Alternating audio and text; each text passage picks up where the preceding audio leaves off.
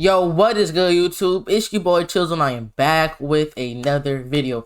And in today's video, we will be reacting to 10 NBA stars that had crazy growth spurts. Before we get into it, make sure y'all hit that like button and that subscribe button, please. And thank you with post notifications on if y'all want to see more videos like this in the future.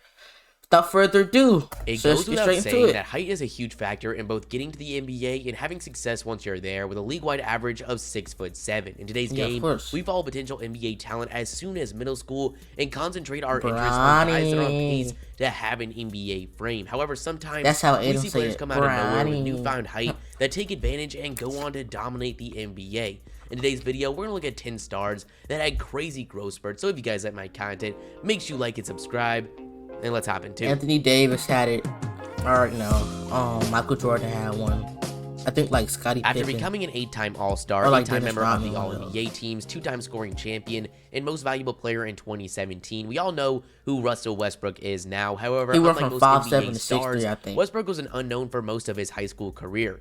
He started high school at just 5'8", but his size 14 shoe might have been a precursor to his future height. It wasn't until he was a junior, standing at 5'10", that he was able to make the varsity team, but even at this time, he couldn't even dunk. Everything would come together in the following summer when he sprouted up to NBA size at 6'3" and had an amazing senior season, getting 20. Wait, hold on. It just said he went into high school 5'8", and then the following summer, he went up to 60, so that's his sophomore year. Even at this time, he was a junior, standing at 5'10", that he was able to make the varsity team, but even at this time, he couldn't even dunk. Everything would come together in the following summer when he sprouted up to NBA size at 6'3" and had an amazing senior season, getting 25 points and 8 rebounds a game, finally landing him scholarship offers, including his future school of UCLA. His freshman season, he still wasn't very well known, getting just 3.4 points a game, but it was during his sophomore year where he'd make the jump to the national stage with his high-flying athleticism and scoring 13 points and 4 assists a game, shooting 47% from the field and 34% from 3. After this season, he would go to the 2008 draft, where the Seattle Supersonics, now known as the Oklahoma City Thunder, selected him with the 4th overall pick. As we know now, Westbrook would go on to have an amazing career to this day, getting 23 points, over 8 assists, and 7 rebounds. It's safe to say his summer growth spurt had an amazing effect on his future. David Robinson. Like, it's crazy how a lot of these NBA players, they went to schools that weren't well known, and on top of that, when they were in high school and college, they weren't even the best players, but they made a comeback. They went off, and then they became the best player. And Russell Westbrook, he's like top 10 most athletic players. He does the most craziest dunks. He jumps high in the air, and he's 6'3", and it's crazy how you go from 5'8" to 6'3" within about 3 to 4 years.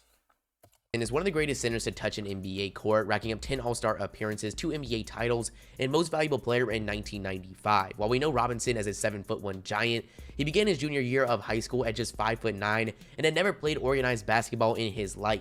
By the time his senior year came around, he was now 6'6" and joined his high school basketball team, where despite a solid performance, it wasn't garnering much interest from college teams.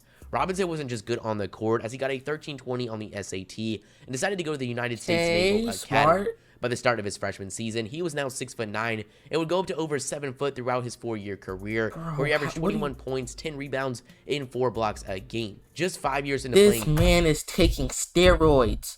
You grow a whole foot.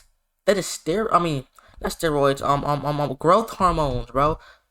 Basketball, Robinson became the #1 pick in the 1987 draft to the San Antonio Spurs. After college, Robinson was obligated to serve 2 years in the United States Navy, which is where he gets the nickname Admiral, despite only reaching the rank of lieutenant. While Robinson could have actually entered the draft again in 1989, he decided to stay with the Spurs, where he had an amazing 14-year career, averaging 21 points, 10 rebounds, and 3 blocks a game.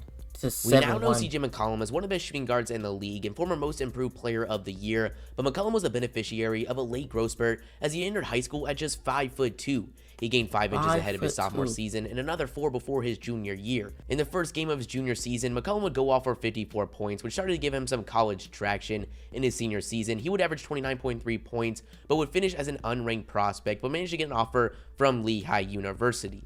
He made his presence known quick, getting 19 points on amazing efficiency in his freshman season, and would have a 4-year career averaging 24 points a game, but his most notable college achievement was leading his team past the second-seeded Duke Blue Devils in the NCAA tournament. He would then become the 10th overall pick to the Portland Trail Blazers in the 2013 draft, and despite a slow start in his NBA career, would break out in his third season, and ever since has been a 20-plus per game scorer every year. Scottie Pippen is most known for being the partner in crime to Michael Jordan, making 7 All-Star appearances and winning 6 titles, but for most of Pippen's early life, it didn't look like the NBA was in the cards. He finished high school at just 6'1" and had very little college attention. He ended up getting an offer from a small school in the NAIA, the University of Central Arkansas. Throughout his career there, he surprisingly jumped up to 6'8", and during his senior season was getting 24 points, 10 rebounds, and 4 assists a game. This got the attention of the NBA, and he became the 5th overall pick in the 1987 draft to the Seattle Supersonics, but was traded on draft night to the Chicago Bulls. Over his 17-year career, Pippen would average 16 points, 6 rebounds, and 5 assists a game. Anthony Davis is one of the best players in the NBA, as he's already made 6 All-Star appearances at just 26 years old. While he finished high school as the #1 ranked player in the country, he started as just a 6'1" point guard. His guard skill set would play a major role in his success down the road. By the start of his sophomore season, he was still standing at 6'1", but would jump up to 6'8" as a junior, and as a 6'10" senior, would average 32 points, 22 rebounds, and 7 blocks a game. He would then go on to Kentucky, where he had an historic freshman season, getting 14 points, 10 rebounds, and 5 blocks.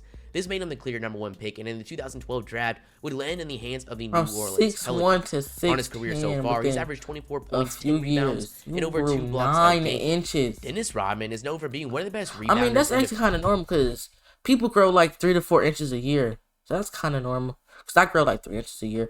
But you're in college. And when you're in college, you're almost done. You're either done growing or about to be done growing. Defenders to touch the NBA court, but had one of the most interesting paths to the NBA that featured an insane growth spurt. Basketball wasn't a part of Rodman's early life, as he graduated high school at just 5'6". While working as a janitor at Dallas-Fort Worth Airport, Rodman would sprout up to 6'8", a growth spurt of 1'2". The word got around, and he attended Cook County College, where in the first half of the season would average 17 points and 13 rebounds, but would flunk out due to bad grades. He would then go on to Southeastern Oklahoma State, where he would average 26 points and 16 rebounds in 3 seasons. This was enough for Rodman to become the 27th pick in the second round in the 1986 draft to the Detroit Pistons. He would have an incredible NBA career, bringing home 2 Defensive Player of the Year awards, 5 NBA titles, averaging 7 points and 13 rebounds a game. In his prime, Dwight Howard was one of the most dominant centers we've ever seen, but at the age of 15, he was just 5'8". From the age 15 to 16, he would go up to 6'9". In his senior season, Howard would average 25 points, 18 rebounds, and 8 blocks a game. He then decided to go straight from high school to the NBA, where he was the 1st overall pick in the 2004 draft to the Orlando Magic. By his 3rd season, Howard was getting 18 points and 12 rebounds. Over his 16-year career, he would become an 8-time All-Star, 3-time Defensive Player of the Year, and is currently a role player on a competing team in the Los Angeles Lakers. While he hasn't become an NBA star just yet, he's the most recent #1 overall pick, so we're still going to include Zion Williamson. From the end of Zion's 8th grade year to the start of his sophomore season, he went from a small 5'9" to 6'7", 285 pounds. Bro, I'm tired of these players. Like, I'm going to be honest. A lot of these players, they make you because they're tall. If all of these players on here, if they didn't have a growth spurt, at least 75% of these players on this list would not even be in the NBA. If you're a regular sized human, you're not making it, or it's extremely hard to make it. I don't get why the NBA favoritizes these tall players. Like, just because you're tall does not mean you're good. And I'm going to be honest, a lot of these players that's in the NBA are only in it because they're tall, to be honest. If we had the same if I was better than a player who's 6'10", and I'm 5'3", they're going to pick him just because he's 6'10". Here he would average 28 points and 10 rebounds, and by his senior season at Spartanburg Day, he was getting an insane 36 points, 11 rebounds, and 3 assists a game. He would graduate as the 2nd-ranked player in the country and decided to join the other top 3 recruits at Duke University. Here he'd have an historic freshman season, getting 24 points, 9 rebounds, 2 blocks, 2 steals, shooting 68% from the field and 34% from 3. His dominant college performance and athleticism. It's crazy how Zion went to school with RJ Barrett and he's in the league. #1 overall pick in the 2019 draft. He played with John Morant. He's yet to make his long-awaited NBA debut. Before Tim Duncan would become one of the best power forwards of all time, he was just a 6'3", 17-year-old. In 1 year, he would 6'3" at 17. That's actually tall. Like, that's a point guard. Going to college, you can be like a shooting guard. That's really, I mean, it's going from 6'3" to 6'11". That's a lot still, but 6'3" go to a towering 6'11". After high school, he would go to Wake Forest University, where he got just 10 points in his freshman season. By the time he was a senior, he was getting 21 points, 15 rebounds, and over 3 blocks a game. He would then become the #1 overall pick to the San Antonio Spurs in the 1997 NBA draft. As a rookie, Duncan would bring home Rookie of the Year in his first NBA title, getting 21 points, 12 rebounds, and 2 blocks a game. Over his career, he won 5 NBA championships, 2 MVPs, and made 15 All-Star appearances. Lastly, we have arguably the best player to touch the court in Michael Jordan, but before his NBA dominance, he was just a 5'10" sophomore with no reason to think a massive growth spurt was coming, as his dad was just 5'9" and his mom was just 5'5". But luckily for Jordan, he would jump to 6'3" in his junior season and was 6'6" by the time he graduated high school. He then went to North Carolina, where he had an amazing 3-year career, averaging 18 points and took home an NCAA title in 1982. He then went to the 1984 draft, where he became the 3rd overall pick to the Chicago Bulls, and y'all know what happens after that. He becomes a 14-time All-Star, 5-time MVP, and won 6 titles, where he won 5 but LeBron is still better than all of them. As you can see, some of the NBA's best talent have been the beneficiary of a massive growth spurt, and there actually might be a correlation there. When someone grows up not knowing that they're going to be 6'10", they train for their expected height and position, and then when they suddenly sprout up, you're pushing 7 foot with a guard-like skill set. Height is something bro.